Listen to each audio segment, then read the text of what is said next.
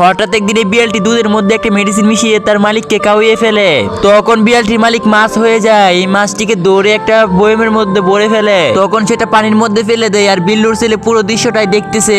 তখন বিল্লু বাসায় চলে যায়, তার বাবার কাছে অনেকগুলো টাকা চায়, কিন্তু তার বাবা টাকা দেয় না।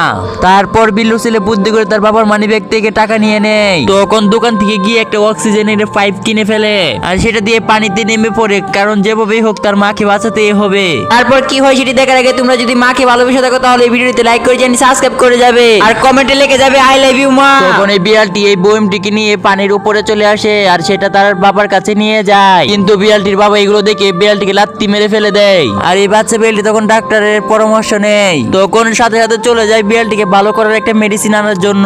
ওই মেডিসিনটা তার বাবার রুমের থেকে নিয়ে আসে। তখন এই বিড়ালটি তার বাবাকে সবকিছু খুলে বলে, কিন্তু তার বাবা বিশ্বাস করে না। তাই মেডিসিনটা ডালতেই সাথে সাথে দেখে এটা তার মা। তখন তারা চিন্তা করতেছে কাজের বিড়ালটাকে উচিত শিক্ষা দিবে। বিল্লুর ছেলের সাথে সাথে ওই কালো মেডিসিনটা নিয়ে আসে যেটা দিয়ে মাছ হয়ে যায়। তারপর সাথে সাথে বিড়ালটিকে মাছ বানিয়ে ফেলে। বন্ধুরা, পরের পার্টি পেতে ভিডিওতে লাইক করে চ্যানেল সাবস্ক্রাইব করে দাও।